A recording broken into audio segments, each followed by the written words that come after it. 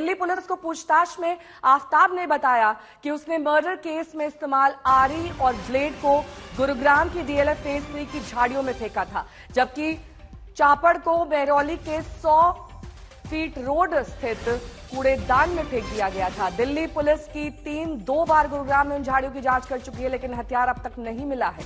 पहले दिन 18 नवंबर की जांच के बाद दिल्ली पुलिस की टीम गुरुग्राम की झाड़ियों से कुछ सबूत लेकर निकली थी, जिसे CFSL जांच के लिए भेज दिया गया था। इसके बाद 19 नवंबर की जांच में दिल्ली पुलिस मेटल डिटेक्टर के साथ गुरुग्राम गई थी, लेकिन उस दिन दिल्ली पुलिस खाली हाथ वापस लौट आई थी। दिल्ली पुलिस आफ्ताब को उस दुकान पर लेकर गई जहां से आफ्ताब ने आरी में लगने वाला ब्लेड खरीदा था। हार्डवेयर की यह दुकान आफ्ताब के घर से महज 250 मीटर की दूरी पर है।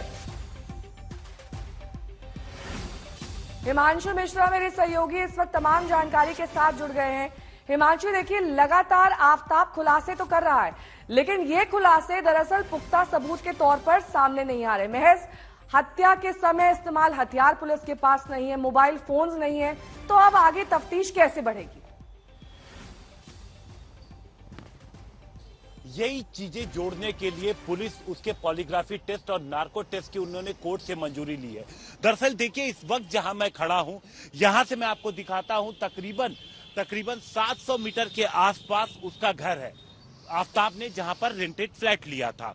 उसके बाद जब वो तकरीबन 250 मीटर जब आप आगे आएंगे तो वहां पर एक मार्केट है जिसमें बंसल स्टील्स की वो दुकान है, जहां से खुद वो पुलिस की टीम को लेकर पहुंचा था और उसने कहा था कील, हथौड़ी, 2 हथौड़ियां और इसके अलावा आरी वहां से उसने खरीदी थी। दुकान मालिक का पुलिस ने स्टेटमेंट लिया है।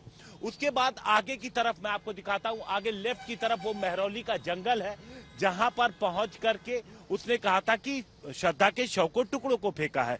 पूछताछ जब आगे बढ़ी तो आप ये देखिए, जो गली उसकी बाहर की तरफ आती है, यहाँ भी एक छोटा सा ये एरिया है, यहाँ पर भी, और वहां दूसरी तरफ मैं आपको आगे की तरफ दिखाता हूँ, अपने कैमरामैन से कहते हैं, जहां पर लोग कूड़ा फेंकते हैं और यहाँ से कूड़ा उठाया जाता है। रोड की आप राइट साइड देखेंगी तो यहाँ पर क्या है, उसने कहा कि कुछ चीजें जो हथियार है यहाँ पर भी फेंक दिया। कभी गुड़गांव की बात आती है, कभी यहाँ की बात आती है।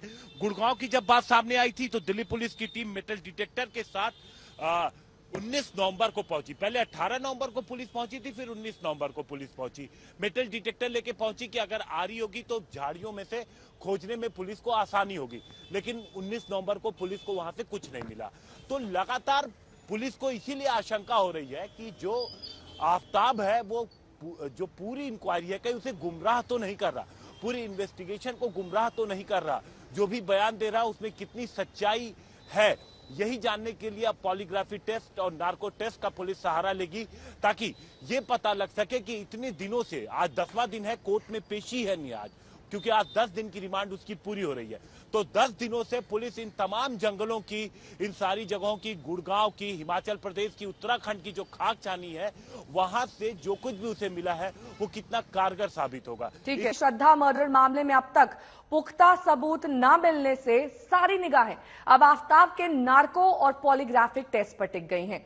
आफ्ताब का आज नार्को टेस्ट मुमकिन है, लेकिन दिल्ली पुलिस उसका पॉलीग्राफिक टेस्ट पहले करवाना चाहती है। इसकी इजाजत पुलिस को मिल भी गई।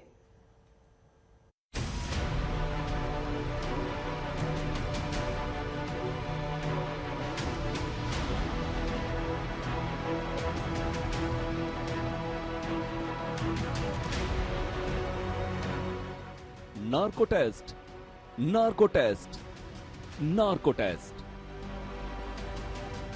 श्रद्धा वॉलकर मर्डर केस में पिछले कई दिनों से आफ्ताब के नार्को टेस्ट की सरगर्मी तेज है। एक बार फिर अटकलें तेज हैं कि आज आफ्ताब का नार्को टेस्ट हो सकता है। यही नहीं, आफ्ताब के पॉलीग्राफी टेस्ट की भी दिल्ली पुलिस को इजाजत मिल गई है। दिल्ली पुलिस और FSL के अफसर लगातार नार्को पर मंथन कर रहे हैं। देखिए, जो हमारी फॉरेंसिक साइंस है, एक लॉकार्ड प्रिंसिपल है, जो आप इसको यहाँ पे देख रहे होंगे, इस लॉकार्ड प्रिंसिपल पे काम करती है कि क्रिमिनल कुछ चीजें लेके जाता है, कुछ चीजें छोड़ के जाता है, कुछ एविडेंस तो फिजिकल होते हैं। खास बात यह है कि आज आफ्ताब की पुलिस कस्टडी खत्म हो रही है। तय है कि सबूतों की बरामदगी के लिए पुलिस एक बार फिर कस्टडी बढ़ाने की मांग करेगी, लेकिन ठोस सबूत अब तक न जुटा पाने को लेकर दिल्ली पुलिस को कोर्ट की फटकार का भी सामना करना पड़ सकता है। आज की सुनवाई में आफताब की पेशी वीडियो कॉन्फ्रेंसिंग के जरिए होगी। आफताब पर शिकंजा कसने के लिए पुलिस श्रद्धा की बॉडी पार्ट ढूंढने में लगी है। अहम सुराग के रूप में अब तक श्रद्धा के सिर का हिस्सा नहीं मिला है। हालांकि पुलिस सूत्रों के मुताबिक मेहरौली के जंगल से पुलिस को जबड़े का हिस्सा और 3 और हड्डियां मिली हैं। ये श्रद्धा की हैं या नहीं, जांच से पता लगेगा। लेकिन बरामद जबड़े के हिस्से में एक दांत में कैप लगा हुआ है और मुंबई में श्रद्धा ने दांत का रूट कैनाल ट्रीटमेंट कराया था। पुलिस ने जबड़े के हिस्से को जांच के लिए भेज दिया है। इस बीच कुछ और ऐसे खुलासे हुए हैं जिससे आफताब बुरी तरह घिरता जा रहा है। आज तक के पास सबूत है कि आफताब 3 से 4 नंबर इस्तेमाल करता था। अब तक आफताब द्वारा 2 नंबर इस्तेमाल किए जाने की बात सामने आ रही थी। आफताब ने जिस नंबर से फ्रिज मंगवाया वो नंबर श्रद्धा के नाम पर रजिस्टर्ड है। फेसबुक पर लॉगिन करने के लिए श्रद्धा उसी नंबर का इस्तेमाल किया करती थी। सूत्रों की माने तो उसने अलग अलग काम के लिए अलग अलग सिम कार्ड लिए होंगे। कई और मोर्चों पर भी मिल रहे सबूतों के बाद अब शातिर आफताब घिरता जा रहा है। मसलन उस दुकानदार ने पुलिस को पूरा सच बता दिया है कि कैसे आफताब ने उसकी दुकान से आरी से लेकर 2 हथौड़े खरीदे थे। शातिर दिमाग इस हैवान ने दुकानदार से कीले भी खरीदी ताकि दुकानदार उसे कारपेंटर समझे। उनसे आरी ब्लेड्स, कीले और हैमर वगैरह लेके गया था। क्या इसी टाइप की चीजें थी वो जो आपकी दुकान के सामने? बिल्कुल सर, इसी टाइप की चीजें थी। ये आरी ब्लेड, ये सर 10 रुपए का ब्लेड आता है आरी का ओनली। क्या काट सकते हैं सर? इससे आप लोहा, लकड़ी कुछ भी काट सकते हैं। लोहा भी काट सकते हैं सर। पुलिस लेकर आफताब को दुकान पे आई?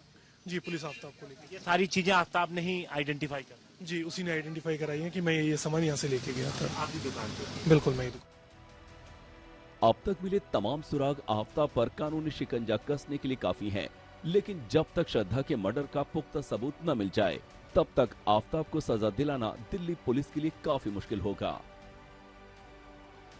दिल्ली से हिमांशु मिश्रा, आशुतोष मिश्रा और अरविंद ओझा के साथ आज तक ब्यूरो। हिमांशु मिश्रा मेरे सहयोगी इस वक्त तमाम जानकारी के साथ जुड़े हुए हैं। हिमांशु, पॉलीग्राफिक टेस्ट और नार्को टेस्ट आज होगा, इसकी कितनी संभावना है? देखिए, इसके लिए एक्सपर्ट है, एक्सपर्ट से बात पुलिस कर रही है। जो CFSL के अधिकारी हैं, FSL के अधिकारी, उनसे पुलिस बात कर रही है। जो डॉक्टर्स रहेंगे उनसे पुलिस बात कर रही है। आज देखिए, आज का दिन महत्वपूर्ण इसलिए भी है नेहा क्योंकि आज 10 दिन की रिमांड पूरी भी हो रही है और आज शाम तक पुलिस को कोर्ट में प्रोड्यूस भी करना है आफताब को। 4 दिन की रिमांड और पुलिस ले सकती है क्योंकि 14 दिन की टोटल रिमांड पुलिस को ऐसे मामलों में मिल सकती है, जिसमें से 10 दिन की रिमांड आज पूरी होगी। तो आगे की प्लानिंग कैसे पुलिस बना रही है, किस तरीके से पुलिस इस केस में आगे बढ़ेगी, ये देखना होगा कि क्या पुलिस 4 दिन की जो रिमांड है वो आज कोर्ट में उसकी मांग करती है और इन्हीं 4 दिनों में आगे ये तमाम जो साइंटिफिक टेस्ट हैं वो करवाती है या फिर वो कोई और इन्वेस्टिगेशन जो है उसको लेकर के आगे बढ़ती है। पुलिस के तमाम अधिकारियों से हमने बात करने की कोशिश की। पुलिस के जो सूत्र है वो हमें यही बता रहे हैं कि अभी लगातार जो आला अधिकारी हैं वो इस पूरे मामले पर नजर बनाए हुए हैं और लगातार बेस्ट पॉसिबल जो हर एंगल से जांच है वो की जा रही है। ठीक है, बहुत बहुत शुक्रिया इस तमाम जानकारी के लिए आपका हिमांशु।